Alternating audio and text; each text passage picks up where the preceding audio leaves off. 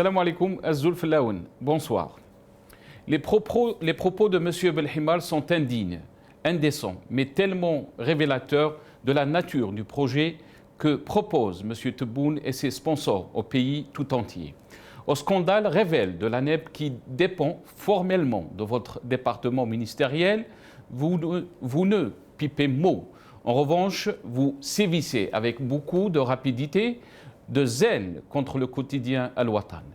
Votre réputation vous a précédé, M. Belhimar. En effet, vous n'avez pas eu le courage de répondre au professeur Ben Saada qui vous accuse d'être une mouche, ou plutôt un moucheron au service d'une puissance étrangère, preuve à l'appui, et que vous auriez bénéficié de largesses contre des notes et rapports concernant notre pays, ce qui s'appelle de la haute trahison et vous rend de facto coupable d'intelligence avec l'étranger. Le khabarji de M. Tebboune n'est pas à trouver chez Khaled Drarni, mais plutôt dans son gouvernement. On ne peut pas isoler la déclaration de M. Belhimar de l'environnement qui préside au climat qui règne dans le secteur de la justice. C'est une justice orientée aux ordres iniques et antinationales. C'est une honte pour le pays. Le recours systématique au mandat de dépôt contre les activistes du Hirak est le signe évident d'une partialité de la justice. De Ummi Al-Khdar Bourga'a, Karim Tabou, Fodil Boumela, Khaled Drarni, Slimane Hamitouche, Samir Belarbi, Brahim L'Alami, Abdelwahab Fersawi, Brahim Douadji, Hamza Jaoudi, Abdelhay Abdelsami, Abdallah Ben Naoum, Yassine Khaldi, Saïd Riyahi, Mahad Qasmi, l'ex-policier Toufiq Hassani, Mohamed Tajaddit, Ahmed Ben Mohamed, Yasser Qadiri, Mohamed Sidi Moussa, Rachid Nekaz et le général Rderi. Et la liste est grande. Ne payent-ils pas leur courage de dire basta, inaf, ça suffit, veillin, barakat à l'injustice, à la hugara, la corruption, la dilapidation des richesses du pays, la destruction de nos valeurs humaines, l'instauration de la médiocratie et par-dessus tout le risque d'une cohésion nationale est menacée. L'institution judiciaire reste subordonnée, instrumentalisée par le pouvoir politique détenu par l'état-major de l'armée depuis 1962, contre la volonté du peuple algérien. Toutes les personnes que je viens de citer ne sont-ils pas des détenus d'opinion ou politique, à votre avis, Monsieur Belhimar? Rien ne justifie l'arrestation des détenus et leur placement en détention par les juges instructeurs. Les poursuites engagées depuis le début du mouvement populaire n'ont pas d'assises légales. Les détenus avaient été arrêtés sur instruction. Ils sont sortis de prison après des instructions.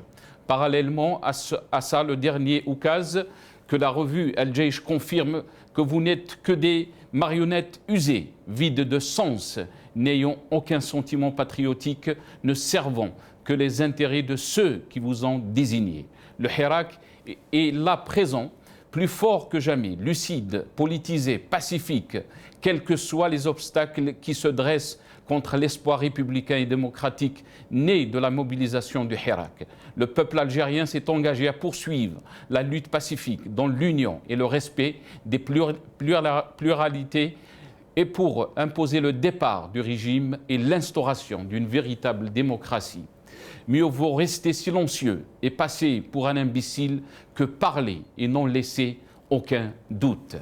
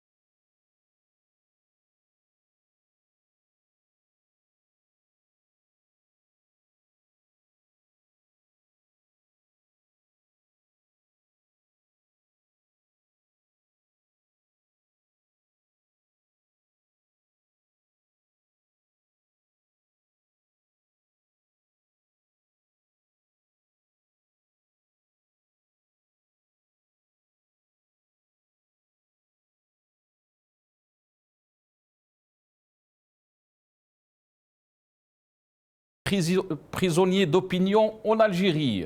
C'est le titre de notre émission ce soir et pour en parler, j'ai le plaisir d'avoir avec moi dans cette émission Maître Mostafa Bouchachi, avocat et défenseur des droits de l'homme depuis Alger, Farida Hamidi, psychologue clinicienne depuis Paris, et Djemal Guessoum, ex-candidat aux législatives algériennes, par Skype depuis Paris aussi. Et on aura aussi Mostafa Mazouzi, journaliste, activiste politique depuis Alger, et Abdelwahab Boukazoucha, militant du FIS depuis Paris. Je pense qu'on a avec nous Djemal Guessoum et Farida Hamidi par Skype. Djemal Guessoum, merci d'être avec nous. Bonsoir. Marhaba bik.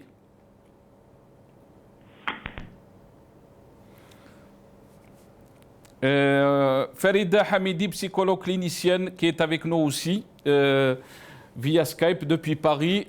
Farida Hamidi, docteur, bonsoir. Merci d'avoir accepté notre invitation. Bonsoir, merci à vous. مساء الخير مساء الخير لكل الضيوف مساء الخير لكل الجزائريين. مساء النور مرحبا بك أستاذة. Je vais commencer avec vous cette émission, Dr Farida Hamidi.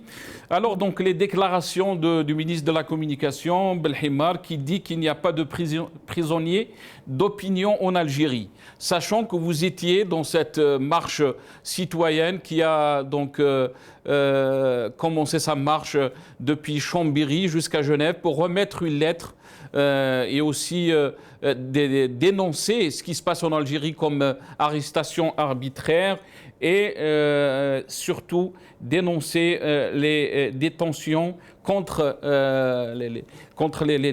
les opinions politiques. Qu'est-ce que vous en pensez, Farida Hamidi, de ce qu'a dit Belhimar? Alors, je vais m'exprimer ce soir avec une double casquette. Donc, d'abord, celle de la militante.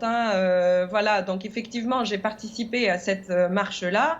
Et je me demande si on l'avait fait, par exemple, cette marche-là en Algérie, est-ce qu'on aurait atteint nos objectifs d'un point à l'autre sans être embêté, sans être arrêté, sans être intimidé, sachant que l'équivalent de ce qu'on a fait nous ici, كاين الأخ صالح زرفة في الجزائر اللي عمل مسيرة الكرامة 2 اللي كان البارح pas plus tard qu'hier, il a été arrêté et bon relâché par la suite. Mais il a été arrêté et c'est pas une seule fois. Donc de manière objective et en tant que militante, ben, bien sûr que si on était là-bas, ça serait pas le même militantisme, même si voilà, al-masdaqiya, elle est là, la sincérité, elle est là, mais derrière, voilà, il y a un peu de peur, il y a un peu on peut pas être complètement aveugle à ces intimidations-là, vu qu'ils peuvent aller loin et vu qu'ils peuvent mettre leur plan à exécution. Un autre point de vue, si j'utilise mon autre casquette, effectivement, j'ai lu l'article de Belhimar aujourd'hui. Voilà, moi, il y a une seule interprétation que je peux faire à cet article. C'est en fait l'état autistique, vraiment, l'état autistique dans lequel fonctionne cet appareil. En fait, cet appareil, ils fonctionnent à peu près tous de la même manière. Ils sont dans une bulle où ils sont complètement isolés, où ils n'ont aucune communication avec le peuple à l'extérieur.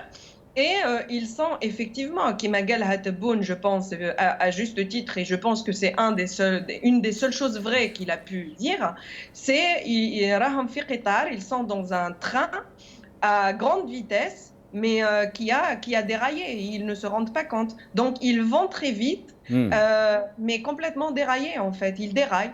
Ça veut dire que tout ce qui se passe autour des prisonniers d'opinion, qui sont bien réels, qui croupissent bien dans les géoles de ce régime-là, de Had Solta, ça veut dire que, voilà, c'est encore une fois, et j'ai déjà dit sur votre antenne, ils balayent complètement de la main, en fait, de cette réalité. Très bien. Restez avec nous, Dr Farida Hamidi. Djemal Guessoum, à vous la parole, ex-candidat aux législatives algériennes. Djemal Guessoum, vous étiez aussi directeur d'une chaîne de télévision. Les propos de Belhimar Qu'est-ce que vous en pensez, Jamal Gessoum, surtout quand il dit qu'il n'y a pas de prisonniers d'opinion en Algérie? On a vu hier, là où vous êtes en France, il y avait des journalistes très renommés qui dénonçaient ce qui se passe par exemple à Khaled Darani, mais aussi à tous les détenus politiques. Jamal Gessoum. Si les revendications sont tout à fait légitimes, néanmoins, cela nécessite une lecture politique assez fine. Et quant à la déclaration de M. Belhammer, il se situe dans une action politique et qui essaie d'exprimer en tout cas son point de vue sur la question, sur le fait qu'il n'y a pas de détenus d'opinion. Moi, je souhaiterais juste aborder cette question sous le prisme de l'action politique et d'opérer ce que l'on appelle une différenciation, c'est-à-dire de différencier ce qui va et ce qui ne va pas. Évidemment, il y a beaucoup de choses qui ne vont pas. Moi, ce que je tiens à dire tout de même, de manière tout à fait objective, comme on dit, moi je suis né en France, mais comme on dit, je n'ai rien à acheter, rien à vendre, il y a des choses qui avancent. Évidemment qu'il y a des choses qui continuent à perdurer. Il y a, selon moi, non pas simplement selon toute vraisemblance, mais il y a tout de même un espèce de pouvoir occulte en Algérie qui essaye, tant bien que mal, ou plutôt tant bien, de saper ou de saboter le travail qui a été fait par le président Tebboune depuis le début. Il y a des choses qui avancent. Bien évidemment, ce n'est pas en 9 mois de présidence que M. Tebboune va pouvoir tout changer. Il va falloir qu'il identifie ce pouvoir occulte qui se trouve aussi bien dans la présidence que dans l'État, que dans les institutions, pour les mettre de côté et qui sabote son travail justement par la mise en détention de tel ou de tel qui va à contresens de toute action politique saine qu'il a appelée de ses voeux comme étant une nouvelle Algérie. Donc, Jamal Gessoum, juste pour rephraser un peu ce que vous êtes en train de dire, vous pensez qu'il y a des... lui, il a parlé d'un État profond. Est-ce que vous pensez qu'il y a des gens qui sont en train qui ont des responsabilités, qui sont en train de saboter son projet Nouvelle Algérie? C'est ce que vous voulez dire? Mais j'en suis plus que convaincu. Malheureusement, je n'ai plus la naïveté d'avant. Donc oui, je suis absolument persuadé. Ça veut dire Tebboune reçoit des rapports qui ne reflètent pas la réalité. Alors, sachant très bien que Khaled Darani est un journaliste, il y a aussi d'autres détenus, on parle de tous les détenus, pas seulement de Khaled Darani, et que beaucoup d'avocats qui défendent ces détenus parlent de dossiers vides. Alors, il y a beaucoup d'avocats et il y a Maître Bouchachi, pour lequel d'ailleurs j'ai le plus grand des respects, qui a sa fonction d'avocat et qui défend son client, ce qui est tout à fait normal. Il est aussi porté par des convictions personnelles et politiques qui accentuent sa défense de M. Darani. Ensuite, il y a la situation de M. Darani qui est particulière par rapport aux autres personnes que vous avez citées, compte tenu de sa relation non officielle avec TV5 Monde, avec le CCF et avec bien d'autres pour lesquels il était, entre parenthèses, correspondant. Non officiel, Jamal Gessoum, non officiel, vous étiez directeur d'une chaîne de télévision et vous êtes toujours. Et vous savez très bien qu'en Algérie, il y a plusieurs chaînes privées qui ne sont pas officielles, qui n'ont pas le droit même d'exercer sur le territoire algérien. Tout à fait. C'est pour ça que je tiens absolument à opérer une différenciation. Je crois personnellement, et c'est une conviction profonde, je n'ai rien à vendre et rien à acheter. Je n'ai pas besoin de M. Tebboune, je m'en suis passé pendant 53 ans et je vais pouvoir continuer. Mais je crois en la sincérité de M. Tebboune dans son action politique. Il a commencé à mettre en place des actions concrètes qui montrent et qui démontrent que malgré la crise sanitaire, les choses avancent. Elles ne vont pas avancer à vitesse grand V, bien évidemment. À côté de cela, il y a, je le dis et je le répète, un pouvoir occulte qui n'a absolument aucun intérêt à ce que le projet de M. Tebboune avance dans une vitesse, je dirais, une vitesse de croisière qui puisse permettre de faire que les Algériens et les Algériennes puissent percevoir l'avancée. Moi, je l'aperçois avec une certaine distance. Il y a pas mal de choses qui ont commencé à être faites. Moi, je suis absolument convaincu de la sincérité de M. Tebboune dans ce qu'il fait. Malheureusement, il va falloir... Vous savez, vous disiez, monsieur, qu'il y a des faux rapports ou des rapports qui arrivent à M. Tebboune et qui ne sont pas vrais. Le meilleur exemple en est la nomination du ministre de la Diaspora, pour lequel les rapports ne faisaient pas mention de sa nationalité française. Donc vous voyez bien là qu'il y a un sabotage. Il y a un sabotage profond je défends non pas M. Tebboune. Très bien. Restez avec nous, M. Djemal Gessoum. Je pense que Maître Mustafa Bouchachi nous a rejoint, avocat et défenseur des droits de l'homme. Si Mustafa, marhaba bik, bonsoir. Bonsoir.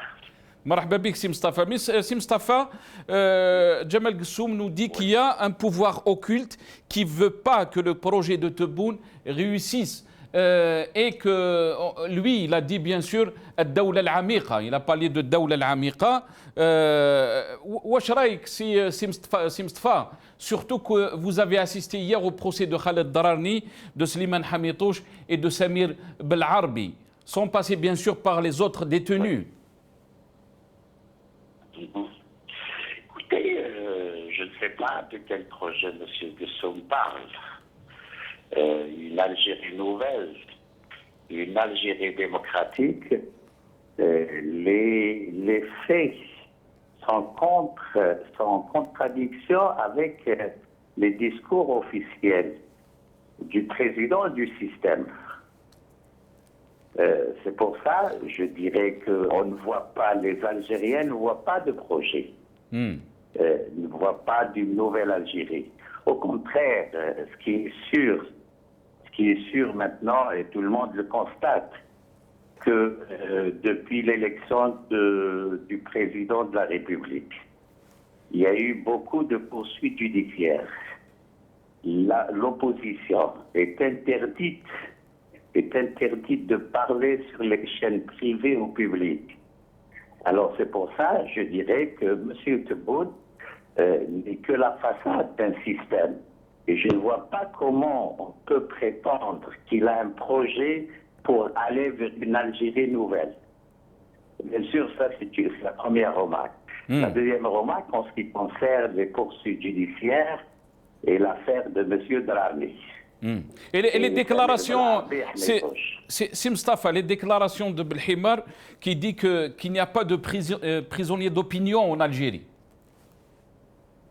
Écoute, soyons sérieux un peu, soyons sérieux. Même si on essaye de servir le système pour nos intellectuels, moi je pense qu'ils doivent avoir un peu de retenue. Et comment on ne peut pas parler ou qu'il n'y a pas de détenus d'opinion lorsque, depuis juin 2019, c'est des centaines d'Algériens qui ont été arrêtés pour avoir exprimé une opinion sur la façon dont on veut faire cette Algérie nouvelle, sur une période de transition.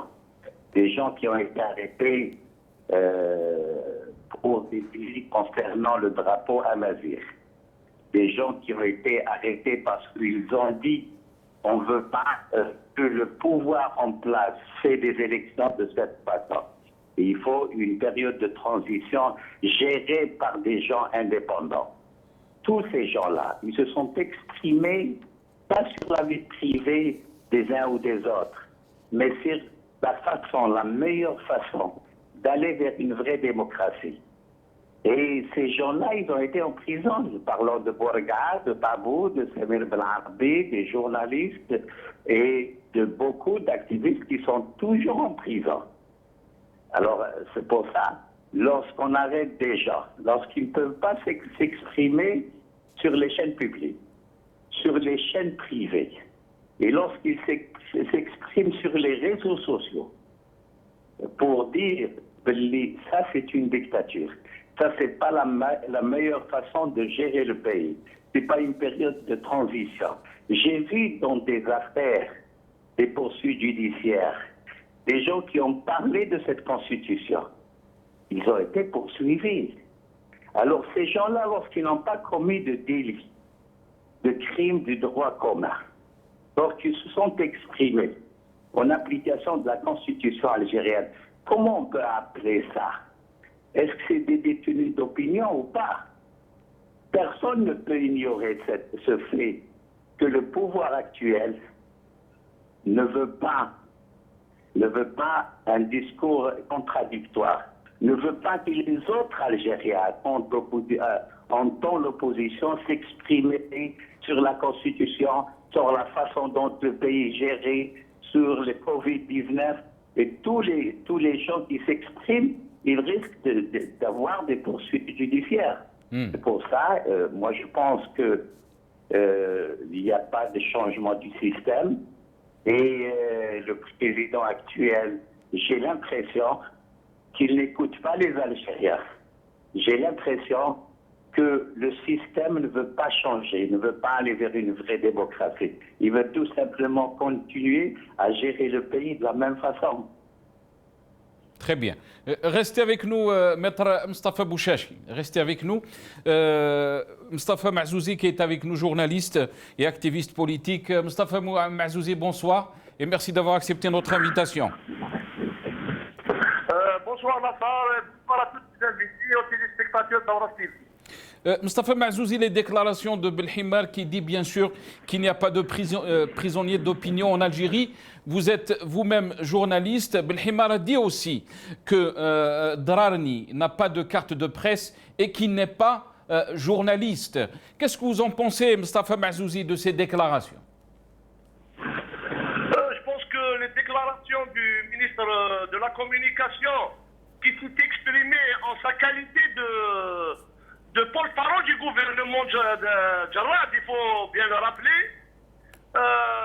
Pour moi, c'est un dérapage de plus, parce que on veut cacher le soleil avec un tamis. Je pense que ce gouvernement est atteint d'une mythomanie politique inouïe. On veut plaire, on veut démentir, et ça ne peut pas marcher. Quand vous ôtez le droit de la quelqu'un d'exercer son métier, qui est le métier de noble du journaliste, lui-même est journaliste sans avoir Mustafa Maazouzi,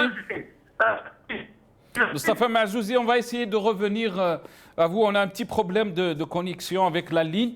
On va essayer de vous rappeler, espérons que la ligne sera meilleure. Je pense qu'on a Abdelouahab Boukzouha qui est avec nous, militant des Fils de Pied-Paré. Abdelouahab Boukzouha, salam alaikum, marhaba bik, bonsoir. Merci pour l'invitation et je salue vos invités. Merci, c'est Abdelouahab. C'est Abdelouahab, est-ce que vous pouvez nous raconter ce qui s'est passé donc dimanche pendant donc ce rassemblement à Paris, comme chaque dimanche bien sûr? Qu'est-ce que vous pouvez nous dire? Mais avant ça, est-ce que vous pouvez nous dire quelque chose sur les déclarations de Belhimar, bien sûr qui a dit qu'il n'y a pas de prisonniers d'opinion en Algérie. تفضل سي عبد الوهاب. على كل حال ماذا بيا يعني نهضروا كانت على لي ديتني دوبينيون اللي راهم من التسعينات راهم في لومباس مرضيين وفي ورقله عندنا 160 يعني دي ميليتون دي سامباتيزون راهم مرميين بلا شرع بلا والو وواحد ما يهضر عليهم. انا اليوم راني نبكي عليهم وكاين واحد مثلا عنده مام با شهر رشيد نقولوا له رشيد كشك تاع بالكور ربي يرحمه.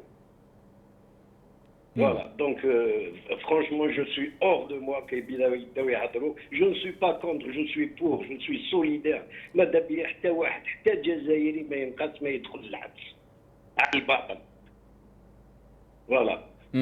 Pour en revenir à l'agression, je me suis rendu place de la République comme tous les dimanches pour faire mon devoir d'Algérien. باش هذا النظام هذا يخطينا يبعدنا يخلي الناس تعيش نورمال في ديمقراطيه حره. Voilà, donc j'ai été agressé parce que j'avais en main le تاع الشيخ علي بالحاج. Donc je suis arrivé devant un stand de Gouloulou Lagora. هذا الستوند هذا تاع لي زيراديكاتور. فوالا انا تفكرت ردوني اللور 30 سنه اللور. كانوا يعيطوا توت فاسون يا دي فيديو مانيش نزيد من عندي، يعيطوا لي اسلاميست تيروريست، ذبحتوا 300,000 بيرسون في التسعينات، وابارامون الناس اللي يشربوا مدنيهم وياكلوا مدنيهم. فوالا ils ont aucune preuve, ils ont rien du tout.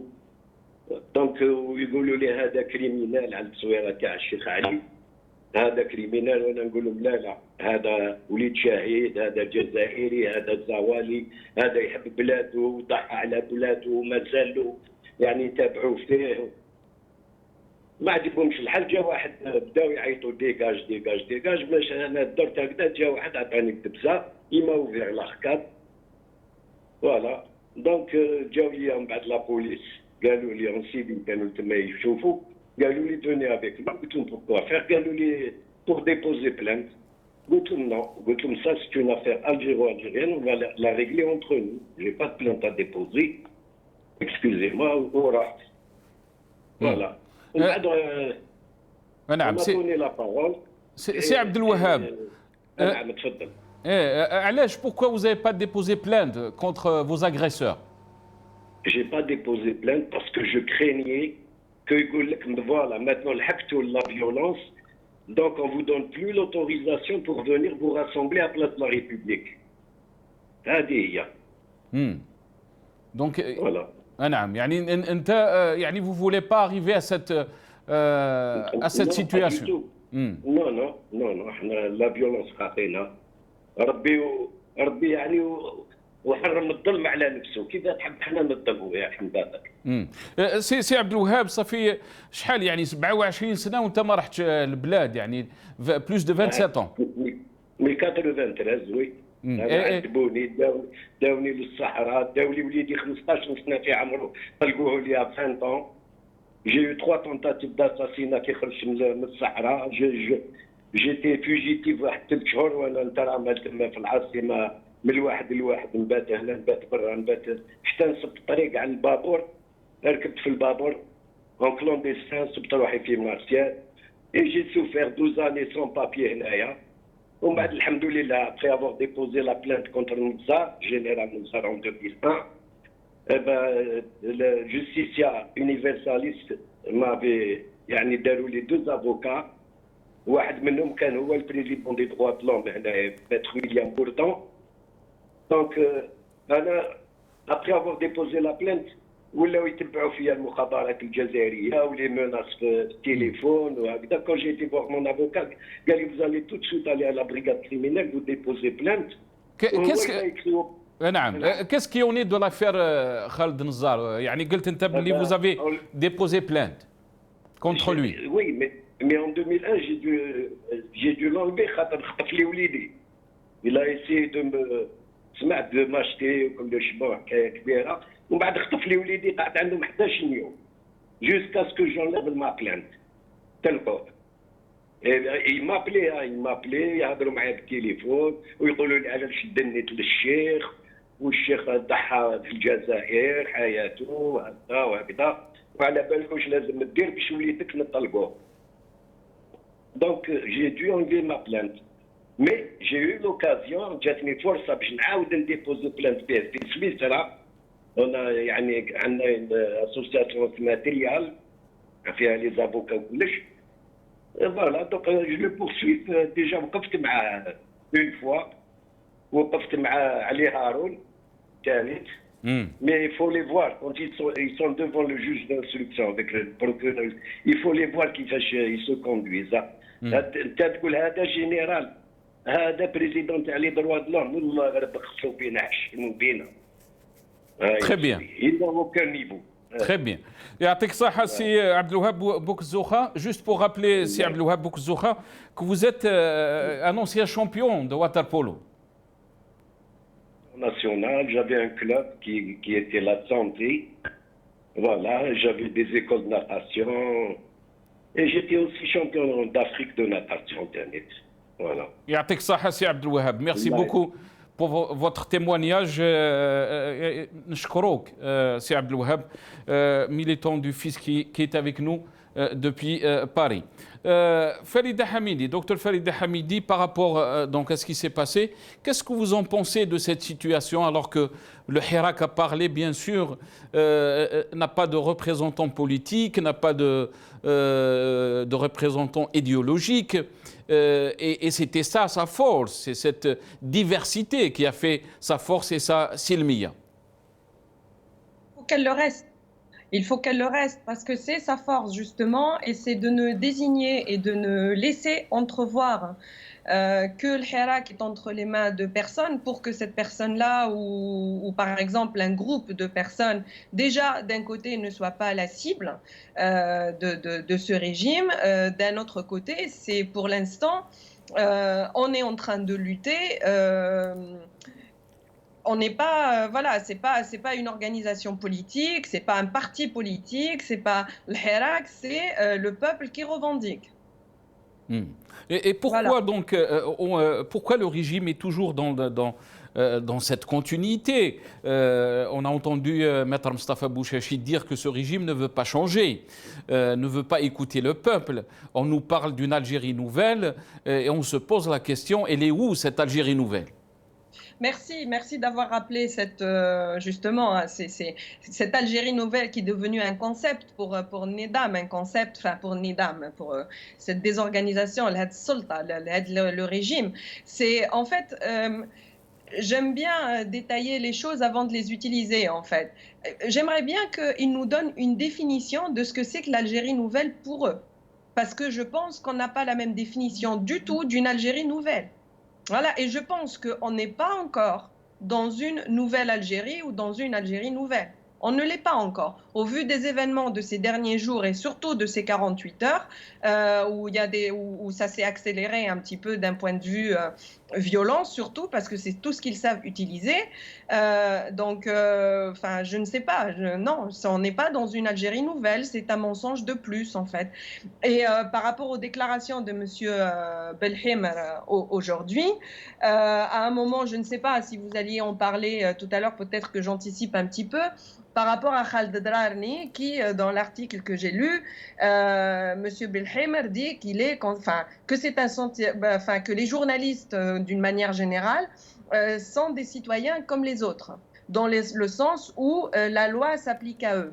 En fait, je pense que c'est là où ils tombent un petit peu à chaque fois dans leur piège, dans leur propre piège, c'est que oui, absolument, la loi s'applique aussi à tous les journalistes, y compris voilà Khaled Drarni.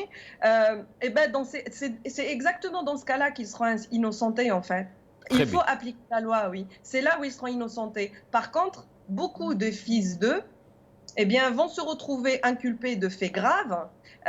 Si on était vraiment dans un état de droit, Drarni, il serait en train de faire un article sur un des fils d'eux, en fait, qui ont commis des faits graves. Voilà. Si on était dans un état de droit, Abdessamih Abdelhaï, un journaliste qui est rentré en Algérie, qui s'est fait arrêter, qui croupit toujours en prison, ben, il ne serait pas en prison. Il serait sur un plateau télévisé parce que lui, il a les compétences pour, justement. Ce sont des gens qui ont des compétences, ce sont des gens intelligents. Et c'est pour ça qu'on les emprisonne, en fait.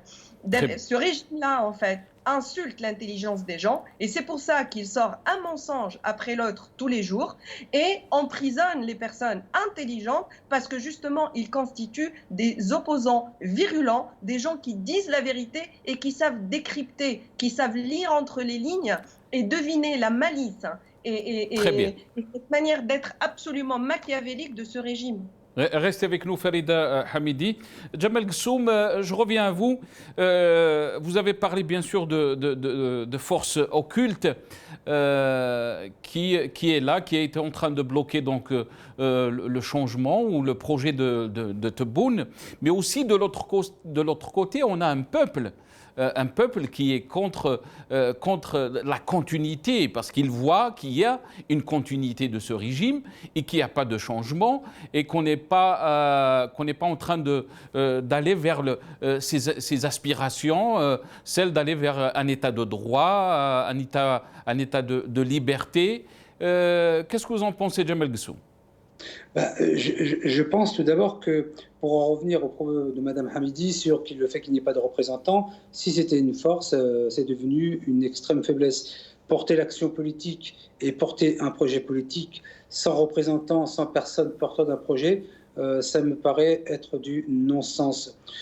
Sur la question plus générale qui porte sur le changement, on ne peut raisonnablement pas demander à un bébé de se lever et de faire un sprint de 160 mètres.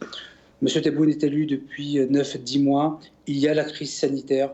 Comme je le disais dans mon introduction, il y a des choses qui commencent à avancer.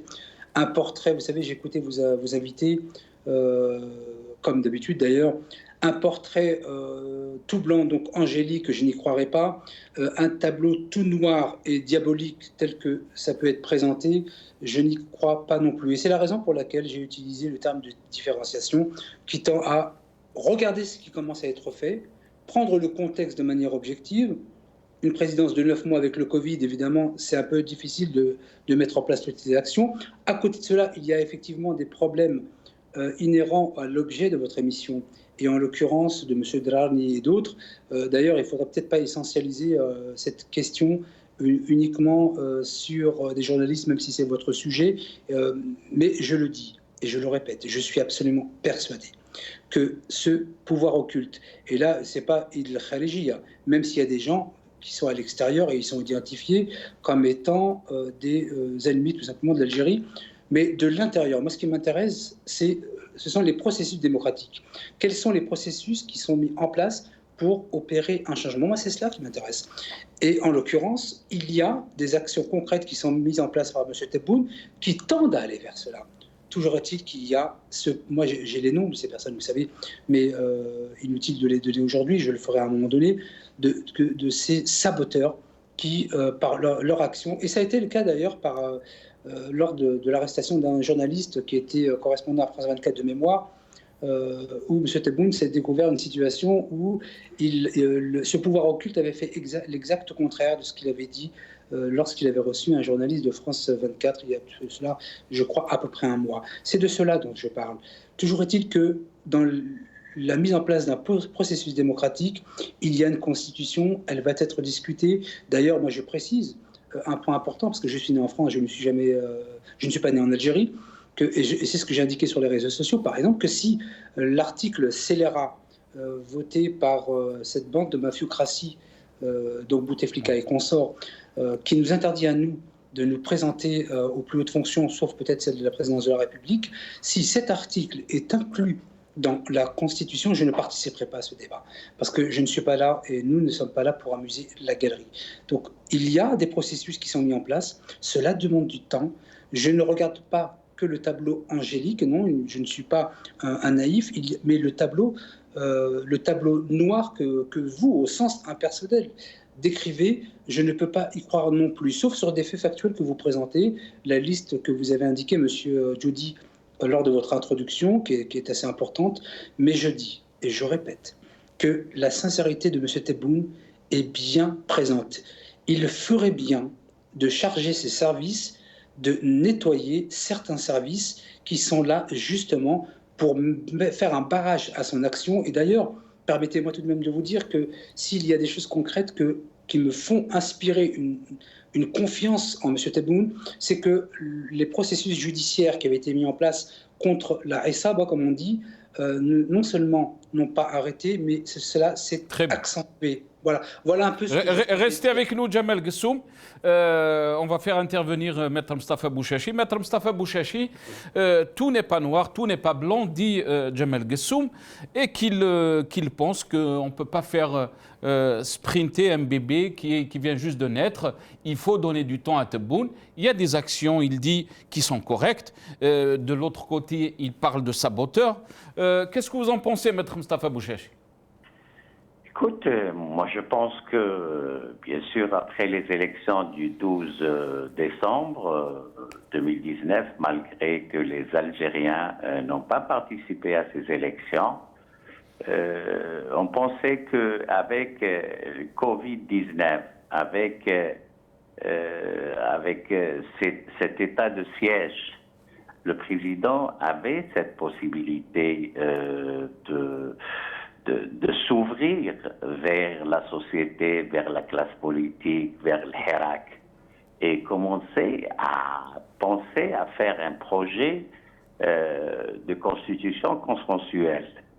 Et premièrement. Deuxièmement, parallèlement à ça, parce que ce n'est pas seulement les discours qui comptent, depuis décembre jusqu'à maintenant, lorsque l'opposition, lorsque les activistes ne peuvent pas faire de réunion dans une salle, ils ne peuvent pas avoir une autorisation.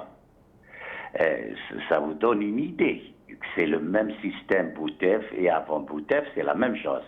Lorsqu'il n'y a pas un seul activiste, un seul opposant qui peut passer sur une chaîne privée ou publique, sur une radio, pour dire que voilà la meilleure méthode de mettre une constitution pour tous les Algériens.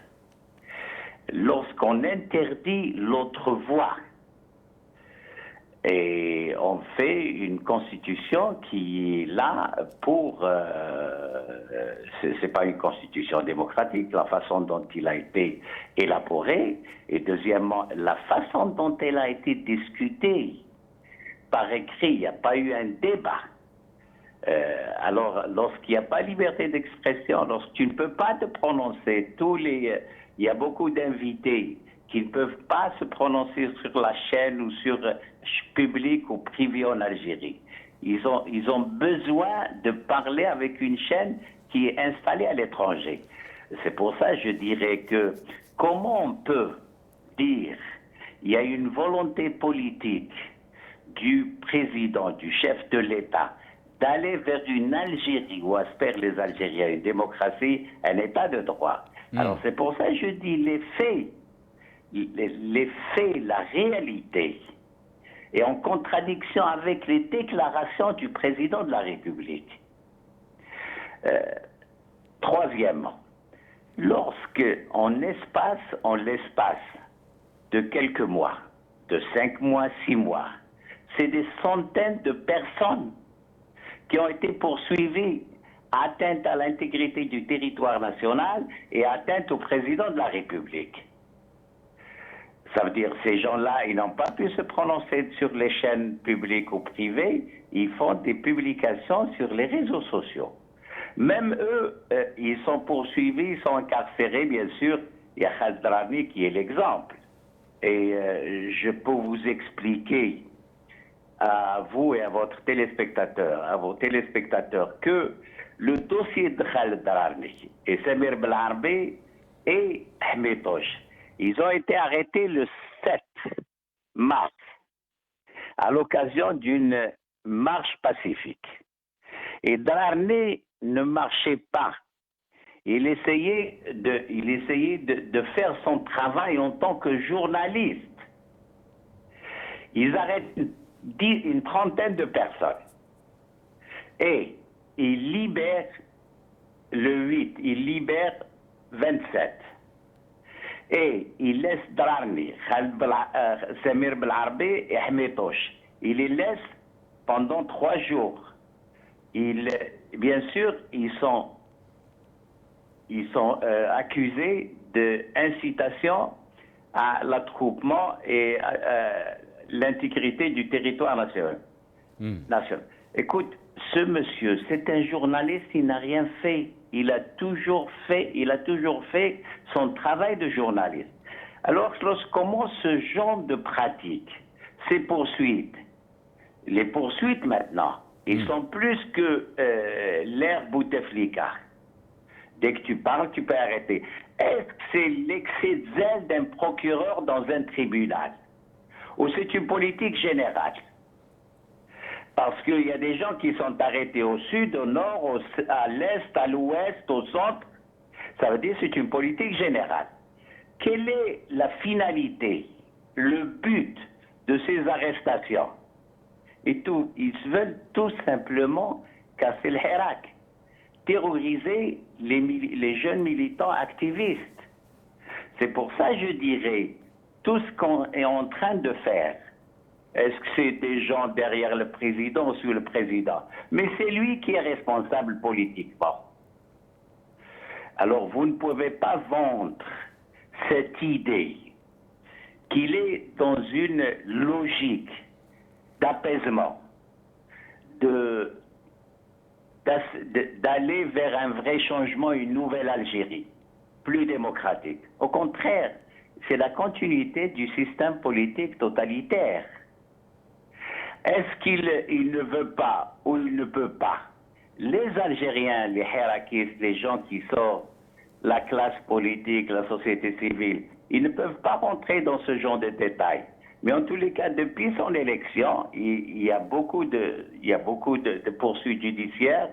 Il n'y a pas liberté d'expression. Tout le champ médiatique est verrouillé pour l'opposition. Tu ne peux pas aller à une chaîne et dire que cette constitution est antidémocratique.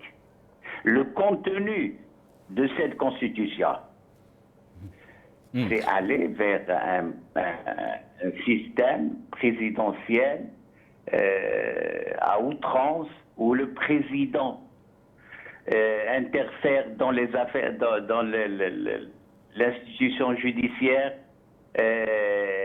l'institution législative.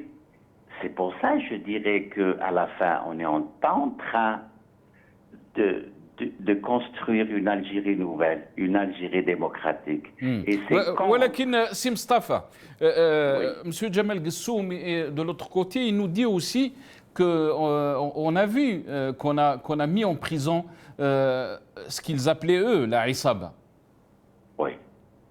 Qu'est-ce que vous en pensez de ça? Est-ce écoute, oui, non, bien sûr, moi je pense que c'est légitime de faire des poursuites judiciaires contre les gens qui ont pillé ce pays. C'est tout à fait logique et normal. Mais vous ne pouvez pas dire, je vais mettre les journalistes, les activistes, et les condamner à des peines très lourdes, 3 ans, parce qu'il a filmé une manifestation à Alger, où il a travaillé avec une chaîne étrangère. C'est des centaines de journalistes qui travaillent avec le Quds al-Arabi, qui travaillent avec Le Monde, qui travaillent avec Sharq al-Awsat. Et c'est pour ça, je pense que les poursuites judiciaires, ils sont sélectifs. C'est contre les gens qui sont indépendants, qui sont actifs dans la scène politique, dans cette révolution pacifique en Algérie. Et c'est dommage parce que le pouvoir et le président avaient une chance pendant cette période du Covid-19 de s'ouvrir vers les Algériens, de laisser les gens parler dans les chaînes publiques et privées, de donner leur avis sur cette constitution, comment faire une constitution consensuelle. Écoute, lorsqu'on ne laisse pas les gens parler, je ne peux pas dire que le président a un projet pour la démocratisation de ce pays. Et je ne peux pas dire qu'il est en train d'écouter les Algériens qui aspirent vers une démocratie. Moi, si j'étais à sa place, je serais malheureux parce qu'après une année où les Algériens ont cessé d'aller en France sur des bateaux, de se suicider dans la mer. Alors, lorsqu'on voit, il y a 2 mois de ça, 400 personnes qui attirent en Espagne, il y a un problème sérieux. On est en train d'enlever l'espoir aux jeunes Algériens qui peuvent vivre dignement dans notre pays.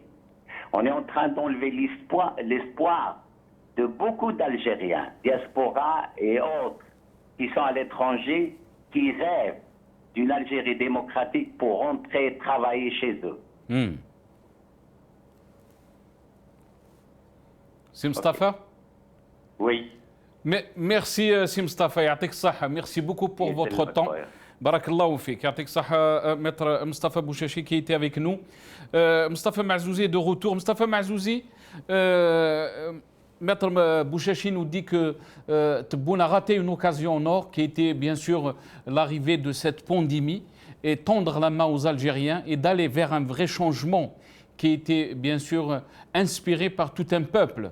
Qu'est-ce que vous en pensez, Moustapha Marzouzi? Oui, mais je voudrais d'abord répondre à votre invité Jamel Gussoum, qui est une voix parmi des centaines de voix qui sont en train de développer une thèse selon laquelle Tebboune, le président de la République, est victime. C'est-à-dire développer un discours de victimisation du président en disant qu'il est piégé et on lui met les bâtons dans les roues. Ça nous fait rappeler la même chose durant le règne de Bouteflika.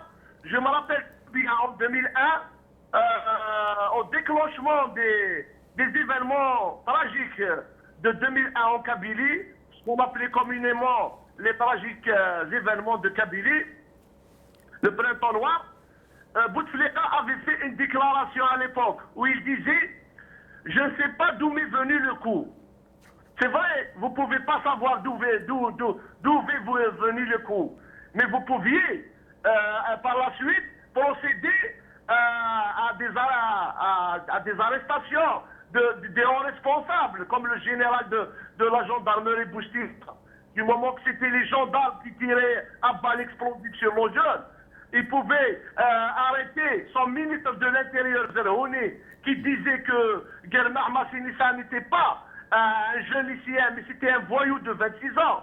Donc, Tebboune, quand on voit son équipe, quand on voit son programme, quand on voit sa feuille de route, on se pose des questions.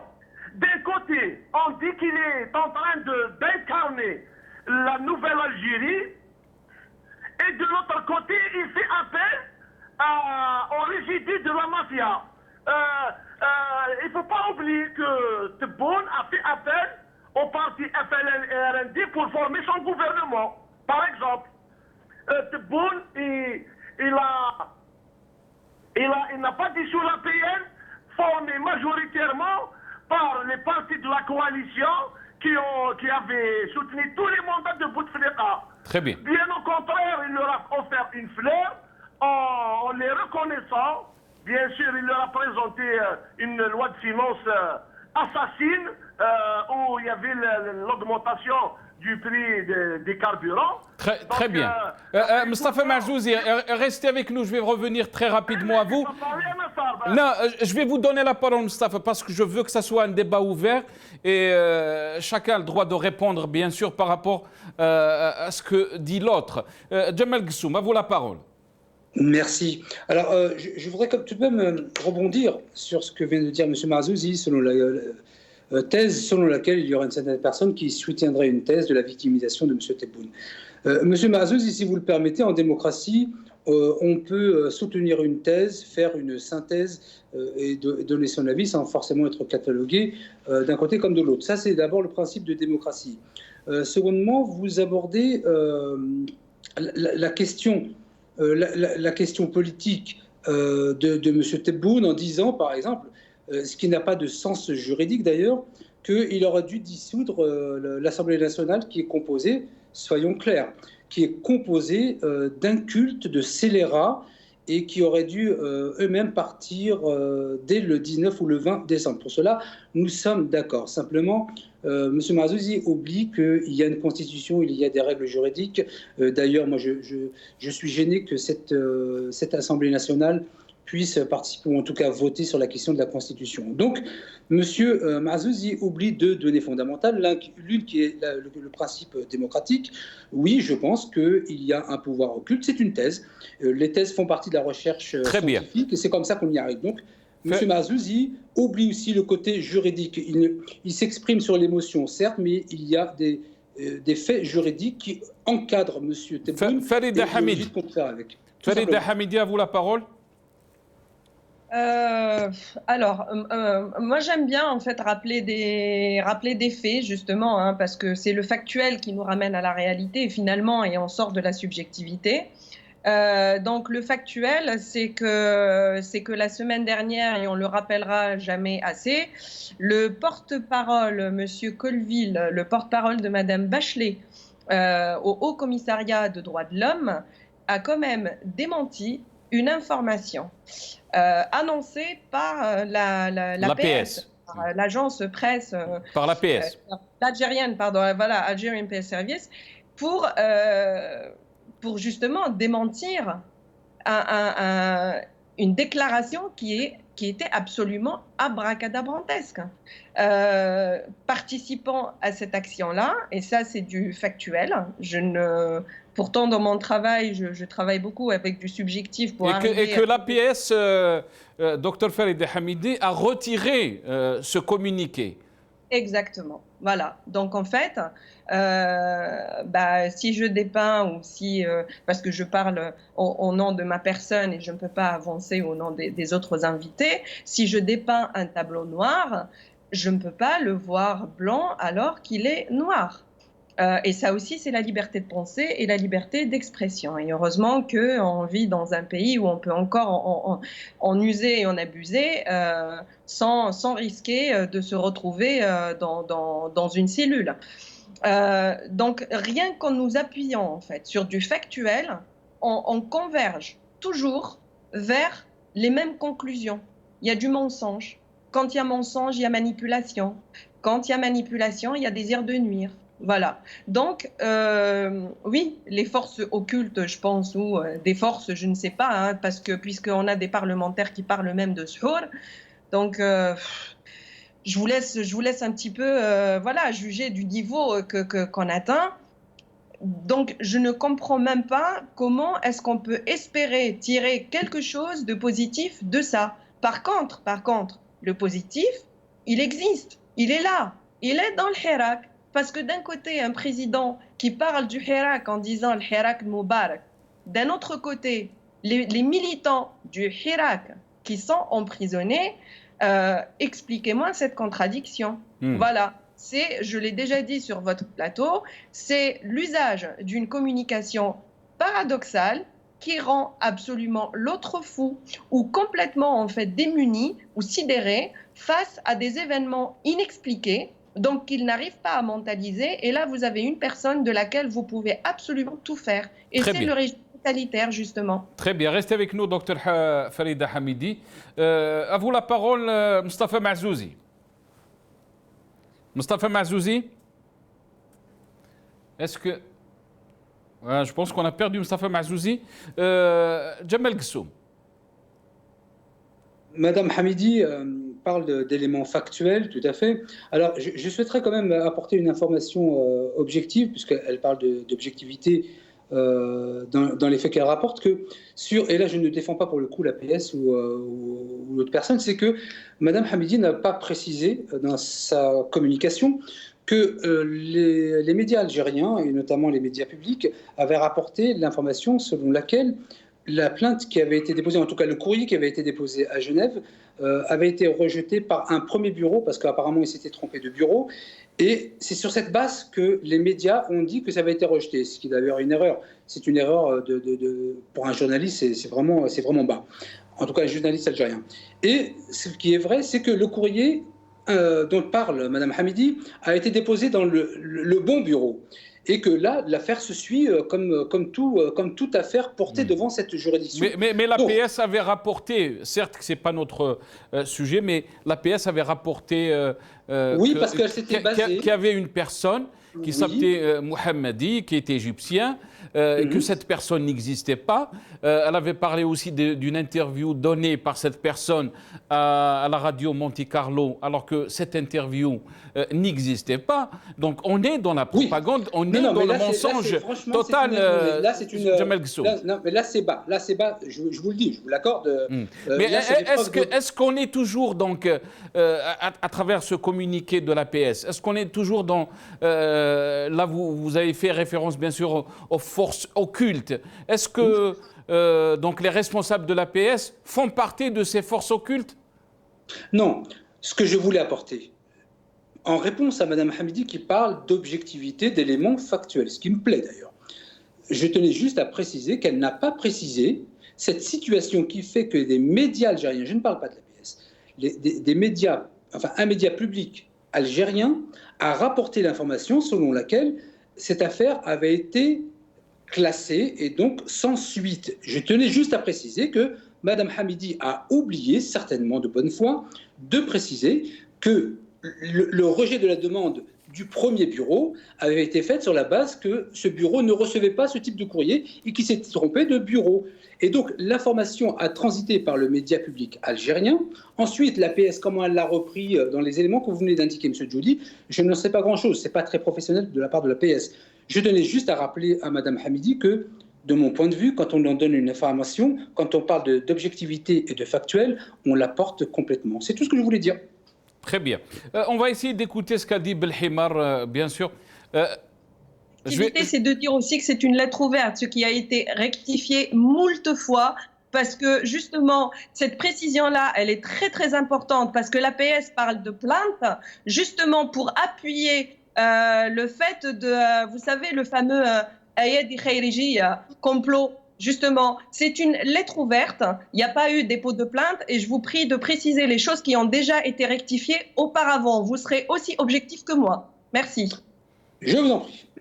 Très bien. En tout état de cause, si vous permettez, il était essentiel que Madame donne une information complète. Je n'ai pas parlé forcément de plainte. Il y a un courrier qui a été déposé. Madame a juste oublié de préciser les choses. J'aimerais bien que les gens soient précis, surtout s'ils sont moteurs de l'action, ce qui n'a pas été fait. Je vous remercie. Moi, c'est tout ce que je voulais dire. Très bien. On va essayer de revenir un peu sur les déclarations de Belhimar, bien sûr. Une dernière précision, s'il vous plaît. Par rapport à cette précision-là, en fait, c'est que j'ai l'impression qu'on exige de moi un petit peu de donner des précisions ou de... comment dire... Vous parlez d'éléments factuels. Il faut être précis. Excusez-moi. De juste mensonge. En fait, c'était un mensonge et je pense que l'APS avait pour devoir, même si elle a transmis une information ou je ne sais quoi, de vérifier ses sources. Je pense que c'est la déontologie du journaliste qui l'exige aussi. Voilà. Donc, je refuse absolument d'être mise en porte-à-faux, en fait, par rapport à une situation que je n'ai pas créée. Voilà. Le mensonge, je ne l'ai pas déblatéré. C'est une agence. Moi, je suis une citoyenne algérienne militante hirakiste. Je n'ai absolument aucune position politique, aucune appartenance à un collectif, et je le précise à chaque fois. Je suis un électron libre du Hirak. Mais je ne remets pas ça en question. Très bien. On va essayer d'entendre ce qu'a dit Belhimar, donc le ministre de la Communication, dans cette vidéo. Et je vais revenir à vous.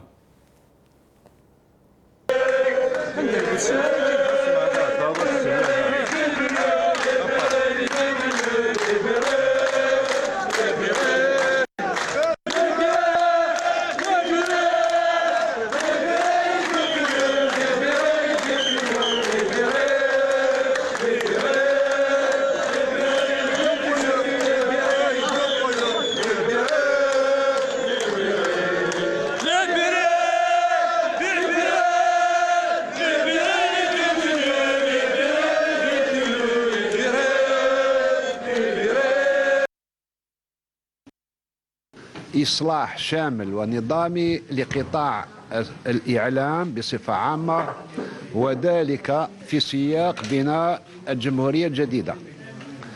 في هذا الإطار سيكون الحوار محور أساسي وآلية أساسية للتعامل.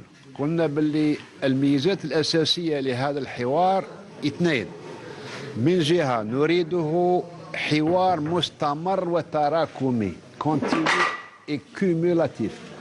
من جهة أخرى نريده حوار تشاركي وتسامحي إلي انكلوزيف إلي ريزيليون، يعني نسمو على ما سبق. Il faut oublier le passé, il faut pardonner, il faut donner une deuxième chance aux gens. وذلك بغية للحفاظ على حرية صحافة تمارس بالموازاة مع مفهوم المسؤولية. حرية تحمي حق المواطن في الصورة، تحمي الحياة الشخصية للمواطن، وتحمي أخلاقيات المهنة، وذلك حفاظا على روح المهنة وعلى التعددية الطبيعية في مجتمع ديمقراطي داخل جزائر سيدة. أريد التأكيد على مرجعين أساسيين. المرجع الأول هو الالتزام السادس من بين الالتزامات 54 لرئيس الجمهورية الذي يؤكد على استقلال الإعلام وحرية الإعلام بالشرط أن تحترم الحياة الشخصية للمواطن، حق المواطن في الصورة لو ليماج كما يقولوا، مبدأ أساسي في القانون المدني، الابتعاد عن الشتم والقذف إلى آخره. Farid Hamidi, je vous donne la parole à vous. Vous avez entendu Belhimar, qui parle bien sûr de la liberté d'expression et parle du dialogue continu et cumulatif, inclusif et résilient. Il faut pardonner. Tout ça, c'est beau. Mais vous avez aussi parlé de facts. Bien sûr, on est en train de voir le contraire de tout. Ces mots qui sont très beaux à dire. Absolument, tout à fait. Alors, donc en fait, le mot résilience, moi, je vais l'utiliser dans un autre sens, hein, dans un autre contexte plutôt, et je vais l'attribuer plutôt aux citoyens algériens qui ont fait une résilience extraordinaire par rapport à un vécu qui était absolument atroce, et notamment la décennie noire. Donc voilà, et on a essayé de les tirer ou de les laisser en fait un peu mariner dans une morbidité, mais ils en sont fait les deuils en fait. Ils ont fait le deuil de ça. Ils se sont débarrassés de ça et ça a donné lieu effectivement à une résilience qui s'appelle Hirak. Et c'est ça en fait qui s'oppose un petit peu comme je l'ai dit en tout début d'émission. À cet autisme dans lequel vit ce régime, et il y a deux forces qui ne se rencontrent pas en fait, et les deux forces ne veulent pas la même chose. Voilà, donc on ne voit pas effectivement, on ne voit pas se voiler la face, on voit les choses telles qu'elles sont. Il y a une prise de conscience. Il y a eu justement tahrir el-wa'i par rapport à beaucoup de choses. Il y a eu une prise de conscience. Et qui sera irréversible. Quand on prend conscience, en fait, c'est pas pour revenir en arrière. Je ne cesse de le répéter. Maintenant, il vaut mieux qu'il y ait une communication un peu plus saine que ça, et il vaut mieux que tous les détenus d'opinion soient libérés sans condition, parce qu'il est absolument anormal et insupportable qu'on aille en prison parce qu'on s'est exprimé, parce qu'on a dit ce qu'on pensait, enfin. Si on veut vraiment aller vers quelque chose de positif, je pense qu'il faut déjà commencer par ça. Djemal Ghessoum, entre ce qui se dit et entre ce qui se pratique, on est en train de voir quand même un gap. Et aussi, Maître Bouchachi a parlé des pratiques pour casser le Hirak, terroriser les militants. Qu'est-ce que vous en pensez, Djemal Ghessoum? Vous revenez au propos de M. Bouchachi qui a parlé de faits réalité, de discours opposés aux faits, d'excès de zèle, de responsabilité politique. Donc oui, si on prend tout cela, il y a effectivement une contradiction, et je pense que ça, on le retrouve partout dans le monde, mais en Algérie pour le coup, puisque c'est ce qui nous intéresse en particulier, entre les discours politiques et puis l'action politique. Parfois, ça fonctionne de manière parallèle. Oui, évidemment qu'on peut être tout à fait étonné de l'écart abyssal qu'il peut y avoir entre le discours politique et les faits. Et j'en conviens bien évidemment avec M. Bouchachi. À côté de cela... Donc, dans ce cas-là, pourquoi les Algériens vont croire à ce discours qui dit qu'on est en train de construire une nouvelle Algérie? Comment peut-on construire une nouvelle Algérie avec de l'ancien? Comment on peut aller vers faire du neuf avec de l'ancien, Djemal Ghessoum? Vous savez, les Algériens sont assez intelligents pour opérer ce que je disais en traduction de ma présence, c'est d'opérer une différenciation. Madame Hamidi qui est psy, et puis je suis pas loin de ce domaine, deux enfants qui ont la même pathologie, on va les approcher de manière différente, ils vont être résilients d'une manière différente. Donc nous sommes là dans une approche je dirais, pratique, pragmatique et humaine. Donc les Algériens sont intelligents. Ceux qui sont en Algérie, plus que nous d'ailleurs, qui vivons à l'étranger, voient les faits et les effets et les malfaits de la politique de M. Tebboune, même si je tiens tout de même à rappeler, et je le redis parce que un mandat, c'est quelques années, là c'est 9 mois, on retire la période du Covid. M. Bouchachi parlait de profiter de la période du Covid, pourquoi pas, mais je ne vois pas dans quel sens. Il y a eu 3 mois de gouvernance de M. Tebboune. Si on retire la période de Covid, qui a impacté le sens était dans l'élan de solidarité qui était né, bien sûr. L'élan de solidarité, c'est exprimé. L'élan de solidarité de tous les Algériens. Et que beaucoup pensaient que pourquoi le régime n'a pas profité de cet élan de solidarité qui était très positif et de tendre la main au peuple algérien et d'aller vraiment vers une vraie construction d'une nouvelle Algérie, comme le veut le peuple algérien. Il faut être raisonné et raisonnable. Demander à un État, vous dites régime, moi je dis État, qui a une durée de vie, au jour d'aujourd'hui, une durée de vie active, je parle, de 3 mois, faire ce qui n'a pas été fait en 57 ans. Il faut être raisonné et raisonnable. Il ne faut pas être naïf. Il faut analyser les faits tels qu'ils sont. Vous l'avez décrit et vous le décrivez très très bien. Donc il faut être raisonné et raisonnable. On ne fait pas en 3 mois ce qui n'a pas été fait en 57 ans. Il faut être équilibré.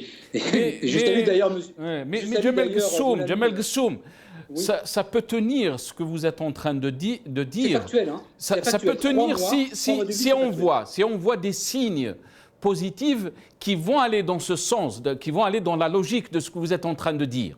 Le problème qui se pose, c'est que tout ce qu'on est en train de voir, ou moi je dis ce qu'on est en train de voir, c'est des Algériens bien sûr, sont en train de constater qu'on est dans les mêmes pratiques. Pire encore, Maître Bouchachi a parlé que même dans l'ère Bouteflika, on n'a pas vu ces dépassements. Alors, pendant l'ère de Bouteflika, on n'a pas vu ces dépassements parce qu'ils étaient occupés à prendre tout l'argent et l'envoyer à l'étranger, bien évidemment. On n'avait pas vu ça, c'est vrai. Toujours est-il que, je reprends vos propos, Monsieur Djoudi, 3 mois de vie active, vous ajoutez à cela ce pouvoir occulte dont je parle, et je suis tout sauf un complotiste. Alors là, absolument pas complotiste pour 1 gramme. Mais je dis que si les 3 mois de gouvernance, on va parler de 3 mois de gouvernance de M. Tebboune, vous retirez ce pouvoir occulte qui a intégré, telle une gangrène, qui avait été intégré par le système précédent pour saboter le travail de M. Tebboune. On en arriverait, et c'est enfantin de vous dire cela, M. Djoudi, on en arriverait à une gouvernance de 15-20 jours. M. Tebboune, qui est au sommet, et ça c'est valable pour tous les présidents du globe, ne voit pas forcément ce qui se passe en bas que lorsqu'il y a des choses qui sont rapportées et qui sont rapportées par les médias. Et là, le président peut demander des rapports précis, pas forcément croire les rapports qu'il reçoit. Donc moi, je le mets personnellement en garde sur certains conseillers, certaines personnes dans les institutions qui sont toujours commandées par l'ancien système pour saboter son travail. Donc M. Tebboune, pour moi, est arrivé... Pour moi, M. Tebboune est président de la République, non pas depuis 9 mois, mais compte tenu de la réalité des faits, depuis 1 mois et demi, pas plus.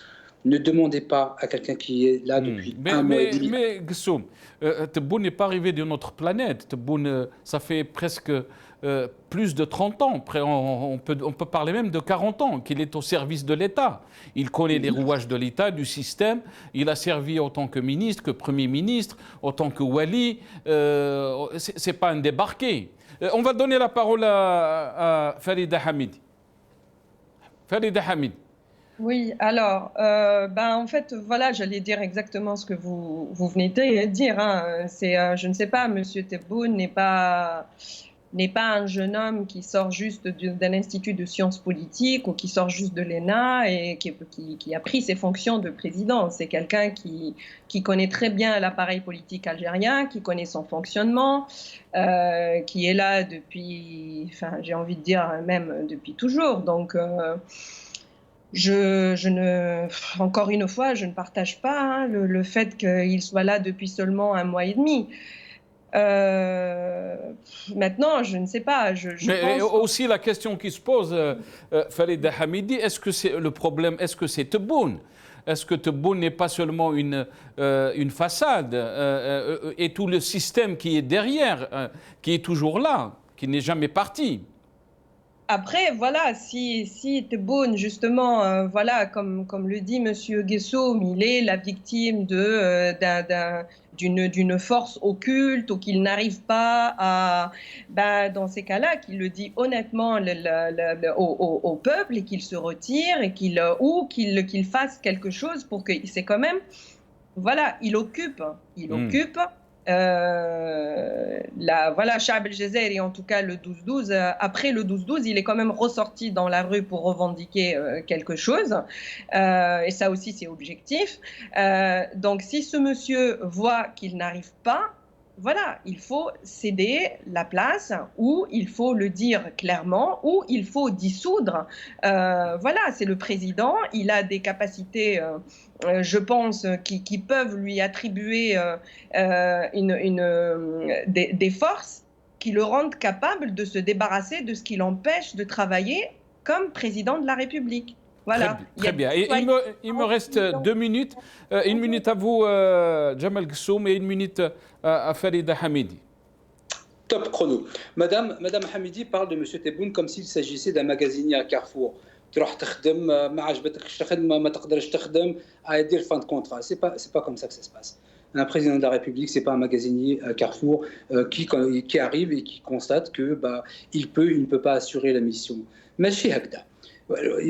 Ce n'est même pas une analyse, c'est un propos sélectif partiel et qui n'a aucun sens, ni politique, ni social, ni scientifique. Seconde partie, et j'en terminerai là, monsieur Djoudi. Non, je voulais juste, Jamal Guessoum, parce qu'on vient de me siffler à l'oreillette, que vous avez parlé de 3 mois depuis l'élection de Tebboune, alors que Tebboune, si on peut parler d'élection, il est là depuis le 12 décembre. C'est plus que 3 mois. Oui, alors décembre, janvier, février, mars, crise sanitaire. Tous les pays au monde sont bloqués à tout point de vue. L'espace politique et l'action politique est restreinte à son plus bas niveau. Voilà ce que je voulais dire par 3 mois. Il ne s'agit pas de 3 mois de décembre à aujourd'hui, non. La pleine possibilité pour M. Tebboune de mettre en place des actions a été réduite, comme tous les États du monde, lors du début de la crise sanitaire au mois de mars. Vous faites le calcul. Décembre, mars, ça fait 3 mois. Mais le fonctionnement de l'État ne s'arrête pas avec cette pandémie, vous le savez très bien. Non, il est restreint. L'action politique est restreinte à tout point de vue. Des actions politiques ne peuvent être reportées. La France, par exemple, a reporté son projet de retraite dû au Covid. Il a repoussé plusieurs projets. Eh bien, écoutez, l'Algérie ne fait pas abstraction des restrictions en matière d'action politique par rapport aux autres pays du monde. Voilà ce que je voulais dire, tout simplement. Très bien. Farida Hamidi, dernier mot. Écoutez, moi je ne changerai rien. Merci beaucoup, Monsieur Guessoum, pour toutes ces leçons-là. Je ne retirerai rien de ce que j'ai dit depuis le début de cette émission-là parce que j'ai la profonde conviction de ce que je dis et je le partage avec mes concitoyens. Maintenant, voilà, c'est dommage parce qu'effectivement, il y avait d'autres invités et ça s'est un petit peu transformé en un débat contradictoire entre deux personnes qui sont absolument pas apparemment du même bord.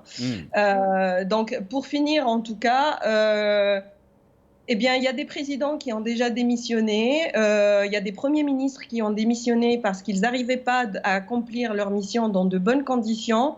Le métier de magasinier à Carrefour est tout à fait respectable s'il est bien fait. La fonction du président ne l'est plus si elle est mal faite. Maintenant, c'est à la personne qui occupe la fonction de président qui la rend respectable. Ce n'est pas aux autres de voir une autre réalité et de respecter ce qui ne l'est pas. Voilà, donc maintenant, M. Tebboune, il représente un système. Ce n'est pas lui en tant que personne et ce n'est pas la personne qui est attaquée, c'est tout ce que ça représente. Très voilà, bien. c'est tout ce que je veux Merci dire. Farida Hamidi, psychologue clinicienne, qui est avec nous depuis Paris via Skype. Merci à vous, Jamal Gessoum, ex-candidat aux législatives algériennes, qui était avec nous aussi depuis Paris via Skype. Ya'tikoum saha. Merci à Maître Mustafa Bouchachi, avocat et défenseur des droits de l'homme, qui était avec nous dans la première partie de cette émission. Merci à Mustafa Mazouzi, on l'a perdu. C'est vrai que malheureusement, on a des petits soucis tout le temps avec le réseau téléphonique en Algérie. Merci à Abdelwahab Boukzouha, qui est militant du FIS, qui est avec nous depuis Paris. Ya'tikoum saha. Et je vous dis à la prochaine, Inch'Allah. Bqaw ala khair.